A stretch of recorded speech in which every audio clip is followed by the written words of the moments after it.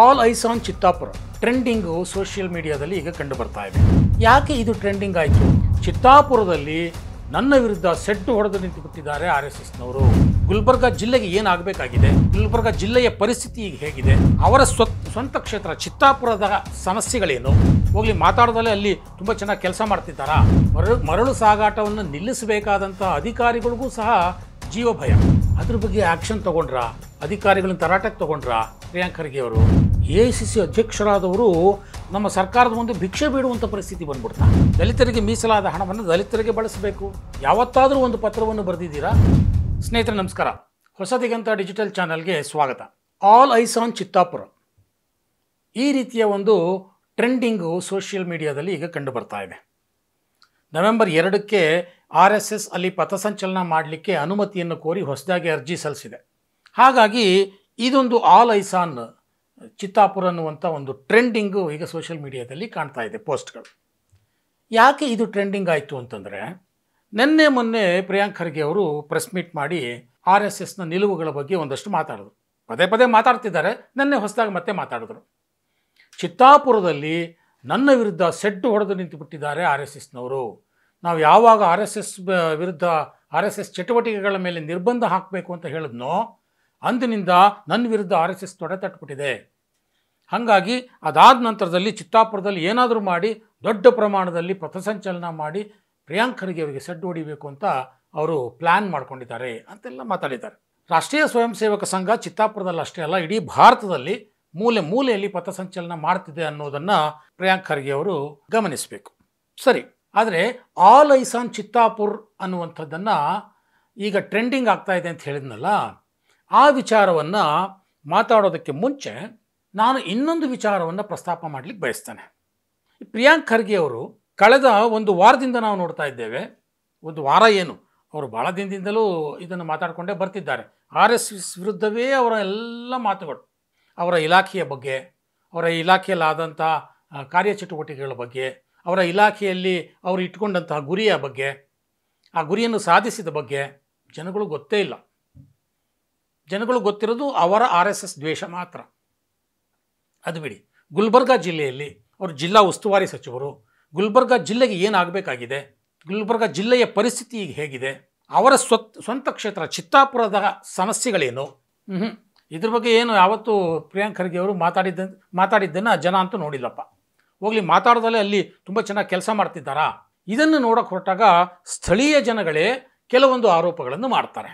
ಏನು, ಚಿತ್ತಾಪುರ ಅಥವಾ ಸೇಡಂ ಅಥವಾ ಗುಲ್ಬರ್ಗ ಜಿಲ್ಲೆ ಒಟ್ಟಾರೆಯಾಗಿ ನೋಡಿದಾಗ ಇತ್ತೀಚೆಗಷ್ಟೇ ಅಲ್ಲಿ ಪ್ರವಾಹ ಬಂತು, ಬೆಳೆ ಹಾನಿ ಆಯಿತು.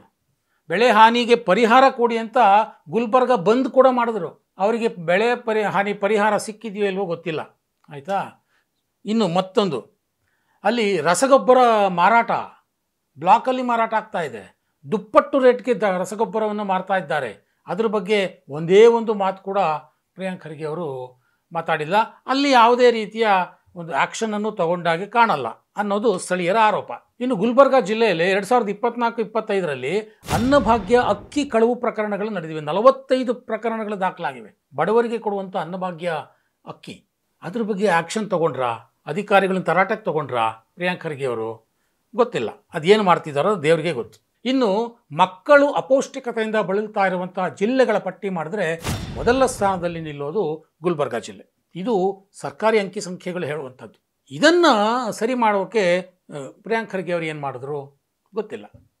ಇನ್ನು ಮರಳು ಮಾಫಿಯಾ ನಿರಂತರವಾಗಿ ಅವ್ಯಾಹತವಾಗಿ ಮರಳು ಸಾಗಾಟ, ಅಕ್ರಮ ಸಾಗಾಟ ನಡೀತಾ ಇದೆ ಅಂತ ಆರೋಪವನ್ನು ಆ ಸ್ಥಳೀಯರು ಮಾಡ್ತಾರೆ. ಮರಳು ಸಾಗಾಟವನ್ನು ನಿಲ್ಲಿಸಬೇಕಾದಂಥ ಅಧಿಕಾರಿಗಳಿಗೂ ಸಹ ಜೀವ ಭಯ. ಅಂಥ ಪರಿಸ್ಥಿತಿಯಲ್ಲಿ ಅಧಿಕಾರಿಗಳು ಅಲ್ಲಿ ಕೆಲಸ ಮಾಡಬೇಕಾಗಿದೆ ಅನ್ನುವಂಥ ಆರೋಪವನ್ನು ಸ್ಥಳೀಯರು ಮಾಡ್ತಾರೆ. ಅದರ ಬಗ್ಗೆ ಪ್ರಿಯಾಂಕ್ ಖರ್ಗೆ ಅವರು ಏನಾದರೂ ಮಾತಾಡಿದ್ರಾ ಅಥವಾ ಏನಾದರೂ ಆ್ಯಕ್ಷನ್ ತೊಗೊಂಡ್ರಾ? ಸ್ಥಳೀಯರಿಗೆ ಗೊತ್ತಿಲ್ಲ, ಇನ್ನು ರಾಜ್ಯದ ಜನತೆಗೆ ಹೇಗೆ ಗೊತ್ತಾಗಬೇಕು ಅಲ್ವಾ? ಇದು ಬಿಡಿ, ಮಾಜಿ ಸಚಿವರು, ಮಾಜಿ ಶಾಸಕರು, ದಲಿತ ನಾಯಕರು ಕೊಳ್ಳೇಗಾಲ ಮಹೇಶ್ ಅವರು ಒಂದಷ್ಟು ಅಂಕಿ ಸಂಖ್ಯೆಗಳನ್ನು ಕೊಡ್ತಾರೆ. ಇತ್ತೀಚಿನ ಒಂದು ಸಂದರ್ಶನದಲ್ಲಿ ಅವರು ಒಂದಷ್ಟು ಅಂಕಿ ಸಂಖ್ಯೆಗಳನ್ನು ಕೊಟ್ಟಿದ್ದಾರೆ. ಮಹೇಶ್ ಅವರು ಇತ್ತೀಚೆಗೆ ಕೊಟ್ಟಂಥ ಒಂದಷ್ಟು ಅಂಕಿ ಸಂಖ್ಯೆಗಳನ್ನು ನಾನು ನಿಮ್ಮ ಮುಂದೆ ಇಡೋದಕ್ಕೆ ಬಯಸ್ತೇನೆ. ಅವರು ಅಂಕಿ ಸಂಖ್ಯೆಗಳನ್ನು ಕೊಡ್ತಾ ಇರುವಂಥದ್ದು ಮಾನವ ಅಭಿವೃದ್ಧಿ ಸೂಚ್ಯಂಕದಿಂದ.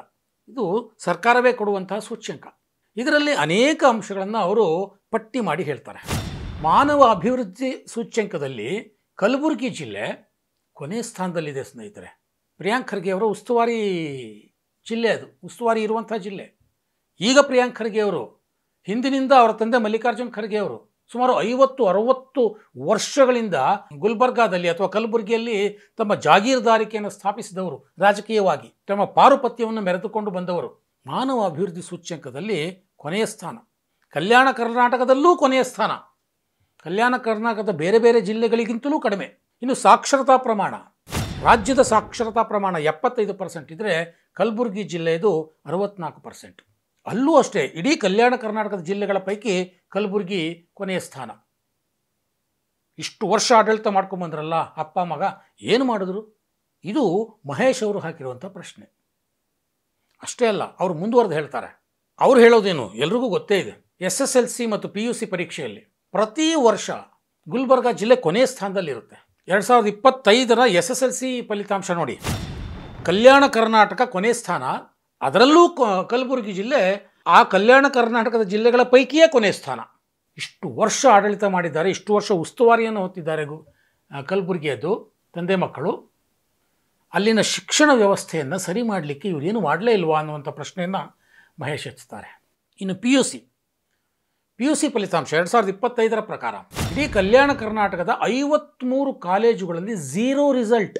ಆ ಪೈಕಿ ಗುಲ್ಬರ್ಗಾ ಜಿಲ್ಲೆ ಒಂದರಲ್ಲೇ 23 ಕಾಲೇಜುಗಳಲ್ಲಿ 0 ರಿಸಲ್ಟ್. ಸೊ ಮಹೇಶ್ ಅವರು ಕೇಳ್ತಾರೆ, ಅಲ್ಲಿ ಓದ್ತಾ ಇರೋರೆಲ್ಲ ದಲಿತರು, SC STಗಳು, ಯಾಕೆ ಹೀಗಾಗ್ತಿದೆ? ಒಂದು ದಿನನಾದರೂ ಪ್ರಿಯಾಂಕ್ ಖರ್ಗೆ ಅವರು ಈ ಬಗ್ಗೆ ಯೋಚನೆ ಮಾಡಿದ್ರ? ಅಲ್ಲಿನ ಶಿಕ್ಷಣಾಧಿಕಾರಿಗಳ ಜೊತೆ ಮಾತಾಡಿದ್ರ? ಶಿಕ್ಷಣ ವ್ಯವಸ್ಥೆ ಇಂಪ್ರೂವ್ ಆಗಲಿಕ್ಕೆ ಏನು ಮಾಡಬೇಕು ಅನ್ನುವಂಥ ಒಂದು ಸಮಾಲೋಚನೆಯನ್ನು ನಡೆಸಿದ್ರ? ಗೊತ್ತಿಲ್ಲ. ರಾಜ್ಯದ ಜನತೆಗಂತೂ ಗೊತ್ತಿಲ್ಲ.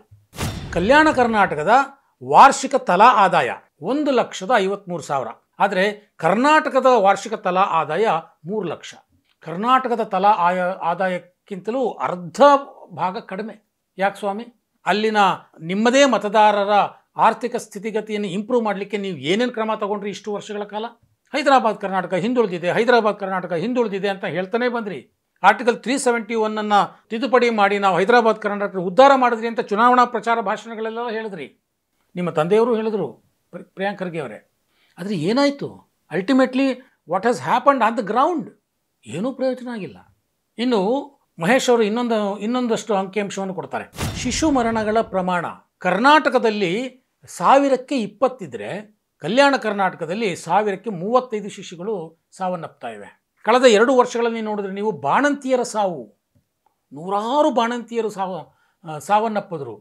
ಅದರಲ್ಲಿ ಹೆಚ್ಚು ಸಾವು ಕಂಡಿದ್ದು ಕಲ್ಯಾಣ ಕರ್ನಾಟಕದಲ್ಲಿ. ಹಸುಗೂಸುಗಳು ಸತ್ತರು. 700ಕ್ಕೂ ಹೆಚ್ಚು ಬಾಣಂತಿಯರು ಸತ್ತರೆ 1,000 ಹಸುಗೂಸುಗಳು ಅವರ ಜೊತೆ ಪ್ರಾಣ ತೆತ್ತಿದ್ದು. ಅದರಲ್ಲಿ ಹೆಚ್ಚು ಅನಾಹುತ ಆಗಿದ್ದು ಕಲ್ಯಾಣ ಕರ್ನಾಟಕದಲ್ಲೇ. ಗುಲ್ಬರ್ಗಾ ಜಿಲ್ಲೆಯೂ ಒಂದು. ಏನು ಕ್ರಮ ತಗೊಂಡ್ರಿ ಪ್ರಿಯಾಂಕ್ ಖರ್ಗೆ ಅವರೇ? ಗೊತ್ತಿಲ್ಲ. ರಾಜ್ಯದ ಜನತೆಗೆ ಬಿಡಿ, ಕಲಬುರಗಿ ಜಿಲ್ಲೆಯ ಜನತೆಗೂ ಗೊತ್ತಿಲ್ಲ, ಚಿತ್ತಾಪುರ ಕ್ಷೇತ್ರದ ಮತದಾರರಿಗೂ ಗೊತ್ತಿಲ್ಲ. ಅದಾಯ್ತಲ್ಲ ಬಿಡಿ. RSS ಚಟುವಟಿಕೆಗಳನ್ನು ನಿರ್ಬಂಧ ಮಾಡಬೇಕು ಅಂಥೇಳಿ ಪತ್ರದ ಮೇಲೆ ಪತ್ರ ಬರೆದ್ರಲ್ವಪ್ಪ. ನೀವು ದಲಿತ ಮೀಸಲು ಕ್ಷೇತ್ರದಿಂದ ಆಯ್ಕೆ ಇದ್ದೀರಿ, ನಾನು ಅಂಬೇಡ್ಕರ್ವಾದಿ ಅಂತಲೇ ಹೇಳ್ಕೊಳ್ತೀರಿ. ನಿಮ್ಮ ತಂದೆಯವರು ಅಷ್ಟೇ ದಲಿತರ ಮಹಾನ್ ನಾಯಕ ಅನ್ನೋದನ್ನು ರಾಜ್ಯದ ಜನ ಕೂಡ ಒಪ್ಪುತ್ತೆ. ಹೀಗಿರುವಾಗ ಕಳೆದ 2 ವರ್ಷಗಳಲ್ಲಿ ಕರ್ನಾಟಕದ ಸಿದ್ದರಾಮಯ್ಯನವರ ಸರ್ಕಾರ STP TSP ಸ್ಕೀಮ್ನಲ್ಲಿ ಇರುವಂಥ ಹಣವನ್ನು ಬೇರೆ ಸ್ಕೀಮ್ಗಳಿಗೆ ಕೊಟ್ಟಿದ್ದಾರೆ. 39,000 ಕೋಟಿನೋ 40,000 ಕೋಟಿನೋ. ಅದು ಯಾವ ಕಾರಣಕ್ಕೂ ಬೇರೆ ಯೋಜನೆಗಳಿಗೆ ಬಳಸುವ ಹಾಗಿಲ್ಲ. ದಲಿತರಿಗೆ ಮೀಸಲಾದ ಹಣವನ್ನು ದಲಿತರಿಗೆ ಬಳಸಬೇಕು. ಯಾವತ್ತಾದರೂ ಒಂದು ಪತ್ರವನ್ನು ಬರೆದಿದ್ದೀರಾ ಈ ಬಗ್ಗೆ? ಇದು ಮಹೇಶ್ ಅವರು ಕೇಳಿರುವಂಥ ಪ್ರಶ್ನೆ. ಈ ಹಿಂದೆ ಕಳೆದ ಚುನಾವಣಾ ಸಂದರ್ಭದಲ್ಲೂ ಸ್ವತಃ ಮಲ್ಲಿಕಾರ್ಜುನ್ ಖರ್ಗೆ ಅವರು CM DCM ಇರುವಂಥ ಸಮಾರಂಭದಲ್ಲಿ ಹೇಳ್ತಾರೆ, ಎಲ್ಲ ಮೈಸೂರು ಕರ್ನಾಟಕಕ್ಕೆ ಕೊಟ್ಬಿಡಬೇಡಿಯಪ್ಪ, ಒಂದಷ್ಟು ಅನುದಾನನ ನಮ್ಮ ಹೈದರಾಬಾದ್ ಕರ್ನಾಟಕಕ್ಕೂ ಕೊಡಿ. AICC ಅಧ್ಯಕ್ಷರಾದವರು ನಮ್ಮ ಸರ್ಕಾರದ ಮುಂದೆ ಭಿಕ್ಷೆ ಬೇಡುವಂಥ ಪರಿಸ್ಥಿತಿ ಬಂದ್ಬಿಡ್ತಾ? ಇಷ್ಟು ವರ್ಷಗಳು ಆಡಳಿತ ಮಾಡಿದ್ದೀರಿ, ಆಯಿತು. ಆರ್ಟಿಕಲ್ 371 ತಿದ್ದುಪಡಿ ಆದ ನಂತರದಲ್ಲಿ ಸಾಕಷ್ಟು ಅನುದಾನಗಳು ಕಲ್ಯಾಣ ಕರ್ನಾಟಕಕ್ಕೆ ಬಂದಿವೆ. ಅದು ಸಾಲಲ್ಲ ಅಂತಲೇ ಇಟ್ಕೊಳ್ಳಿ. ಇನ್ನಷ್ಟು ಹಣ ಬೇಕು ಅಂತ ಏನಾದ್ರು ಪತ್ರ ಬರೆದ್ರಾ? ಅದೂ ಇಲ್ಲ. ಹಾಗಾದರೆ ಕಲ್ಯಾಣ ಕರ್ನಾಟಕಕ್ಕೆ ಅಥವಾ ನಿಮ್ಮ ಉಸ್ತುವಾರಿ ಇರುವಂಥ ಗುಲ್ಬರ್ಗಾ ಜಿಲ್ಲೆಗೆ ಅಥವಾ ನೀವು ಗೆದ್ದಂತಹ ಚಿತ್ತಾಪುರ ಕ್ಷೇತ್ರಕ್ಕೆ ನಿಮ್ಮ ಬಾಧ್ಯತೆ ಏನು? ನಿಮ್ಮ ಉತ್ತರದಾಯಿತ್ವ ಏನು? ಈ ಪ್ರಶ್ನೆಯನ್ನು ಮಹೇಶ್ ಕೇಳ್ತಾ ಇದ್ದಾನೆ. ಸೊ ಇದು ಮಹೇಶ್ ಒಬ್ಬರ ಪ್ರಶ್ನೆ ಅಲ್ಲ. ಮೈಕ್ ಸಿಕ್ಕಿದ್ರೆ ಸಾಕು, ಕ್ಯಾಮ್ರಾ ಸಿಕ್ಕಿದ್ರೆ ಸಾಕು, RSS ವಿರುದ್ಧ ಮಾತನಾಡುವಂಥ ಪ್ರಿಯಾಂಕ್ ಖರ್ಗೆ ಅವರು ತಮ್ಮ ಕ್ಷೇತ್ರದ ಬಗ್ಗೆ, ತಮ್ಮ ಉಸ್ತುವಾರಿ ಜಿಲ್ಲೆಯ ಬಗ್ಗೆ ಅಥವಾ ಕಲ್ಯಾಣ ಕರ್ನಾಟಕದ ಬಗ್ಗೆ ಎಷ್ಟು ಕಳಕಳಿಯನ್ನು ತೋರಿಸಿದ್ದಾರೆ ಅನ್ನುವಂಥ ಪ್ರಶ್ನೆಯನ್ನು ಇಡೀ ರಾಜ್ಯ ಕೇಳ್ತಾ ಇದೆ. ಪ್ರಿಯಾಂಕಾ ಖರ್ಗೆ ಅವರು ಅದಕ್ಕೆ ಯಾವಾಗ ಉತ್ತರ ಕೊಡ್ತಾರೋ ನೋಡಬೇಕು.